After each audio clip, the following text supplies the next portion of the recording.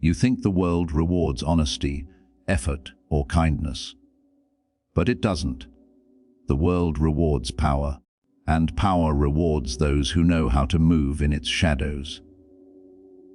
The truth is brutally simple.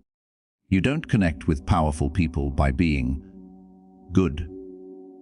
You connect with them by being valuable, strategic, and invisible at the right moments. This is the part no one wants to admit. But you're here now, so listen carefully, because everything you've been taught about networking is wrong. Fatally wrong. And Machiavelli understood this centuries before you were born. You're not failing because you're not talented. You're failing because you're playing a clean game in a world that worships strategy. You approach powerful people the way ordinary people do, with open intentions, visible neediness, and a subconscious desire for approval. But powerful people don't operate on approval. They operate on advantage. They look at you the same way a general looks at terrain useful or useless. Most people are useless, not because they have nothing to offer, but because they have no idea how to present what they offer. You walk into rooms hoping to be chosen, when the real game is to make powerful people choose you without ever realizing you engineered it. This is why Machiavelli's 13 ruthless laws exist. Not for cruelty, not for manipulation, but for survival. To connect with the powerful without being devoured by them. And if you listen closely, you will hear the same pattern echoing through history: kings, CEOs, emperors, billionaires, different centuries, same rules. But these laws come with a warning. The deeper you go, the more dangerous they become. And we haven't even touched the surface yet. You begin with the first law. Do not approach power directly. Approach it sideways. Ordinary people walk straight into the sun and then complain when they burn. Power is blinding. When you approach it head-on, you expose your desires, your weaknesses, your intentions. Powerful people sense this instantly. Instead, you must appear as though you stumbled into their world by accident, as though you're moving on your own orbit, and they're lucky to intersect with you. Influence works best when it feels unintentional. Machiavelli warned princes never to chase alliances. He told them to create conditions where alliances chase them. You must do the same. Then comes the second law. Signal usefulness without begging for attention. Neediness is poison. It makes powerful people recoil. But silent capability is magnetic. When you speak, speak with precision. When you act, act with intention. Your presence should communicate competence before your words do. The powerful watch everything: posture, tone, confidence, emotional discipline. Your job is not to impress them. Your job is to make them feel you solve problems before they even define them. Anyone can speak loudly. Only a few can speak purposefully. And here's the third law. Become the bridge they never knew they needed. Power thrives on information, access, and strategic connections. You don't need to be the most talented person in the room. You need to be the person who connects the right people at the right time. Machiavelli taught that rulers value those who can create alliances more than those who simply offer loyalty. You become indispensable not by offering your hands, but by offering your network discreetly, selectively, and without expecting anything immediate in return. This is how you transform yourself from an outsider into a structural necessity. But the deeper, more dangerous truth is still ahead. The fourth laws remain unpredictable. Predictability breeds contempt. Familiarity breeds invisibility. Powerful people lose interest the moment they think they understand you. So keep your moves infrequent but impactful. Let your words carry weight, because you don't waste them. Let your presence feel valuable, because you don't offer it freely.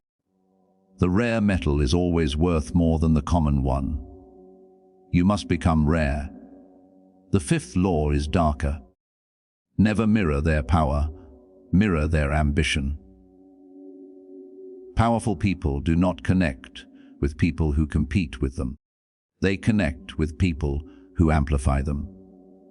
When you show ambition that aligns with theirs, they see themselves in you, not a threat, but a future partner, a useful ally. People don't bond over who you are. They bond over who they believe you can help them become. Machiavelli told leaders to shape themselves into reflections of their allies' desires. Modern psychology calls it identity resonance. Different language, same blade. Then comes the sixth law. Control your emotions with an iron grip. Emotional volatility exposes your internal world, and the fewer windows you give powerful people into your mind, the safer you are. They test you, sometimes intentionally, sometimes instinctively.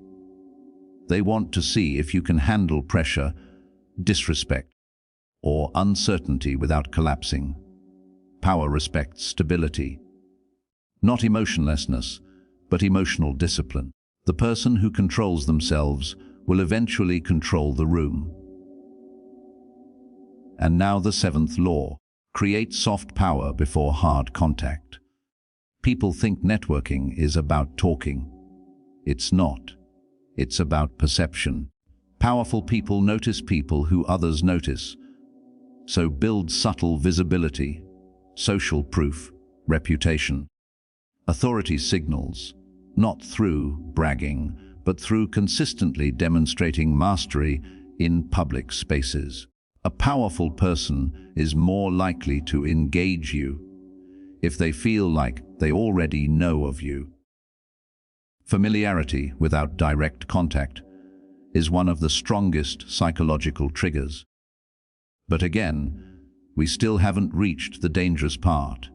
The eighth law is one Machiavelli, repeated endlessly. Conceal your intentions. Do not reveal your personal ambitions. Do not overshare. Do not tell people what you want. When you reveal your desires, you give others the leverage to control you. When you conceal them, you gain the power to navigate without resistance. The silent player always has the advantage, not because they know more, but because no one knows how to stop them. The ninth law flows from darkness. Become a source of calm in a world of chaos. Powerful people live in storms, pressure, competition, scrutiny, betrayal. If your presence feels like stability, like clarity, like order, they will keep you close. Humans gravitate toward emotional relief. And the more power someone has, the fewer people they can trust to provide it. If you master composure, you become a psychological refuge. And refuges are never forgotten. The 10th law is a weapon: use indirect compliments instead of direct flattery. Direct flattery is transparent. It signals desperation. But indirect flattery, praising their ideas, their decisions, their strategic moves, communicates respect without submission. It elevates their ego, while elevating your intelligence in their eyes. Machiavelli taught that flattery is a tool of manipulation, but only when executed with subtlety. If done right, the powerful do not feel flattered, They feel understood. Now comes the 11th law engineer, small wins for them. The powerful remember those who help them achieve something, even something small. A useful insight, a key introduction, a timely warning, but never, ever present it as a favor. Present it as something natural, something effortless. The moment you make your help visible, you cheapen it. When your contributions feel organic, the bond becomes deeper. And from that bond emerges something the powerful rarely give trust. The 12th law. Respect distance. Powerful people value their privacy and independence. Do not overcrowd them. Do not oversend messages. Do not linger. Leave early. Speak less. Move quickly. If they feel you are comfortable with space, they will see you as self-sufficient, not needy. And self-sufficiency is magnetic. And finally, the 13th law, the most ruthless of all. Never depend on their approval. Make them depend on your presence. This is the ultimate inversion. Most people chase validation, but powerful people respect those who don't. When your value stands independent from them, when your identity does not crumble without their attention, when you move with purpose, whether they acknowledge you or not, you become someone they must keep close. Independence is not arrogance. Independence is gravity, and gravity pulls power toward it. But here's the deeper, more dangerous truth. These laws are not just strategies. They are transformations. You cannot perform them. You must become them. If you try to fake calm, you will be exposed. If you try to fake usefulness, you will be forgotten. If you try to fake ambition, you will be replaced. Power doesn't connect with masks. It connects with the person who forged themselves into someone worth knowing. And forging hurts. You will lose old habits, old words, old ego.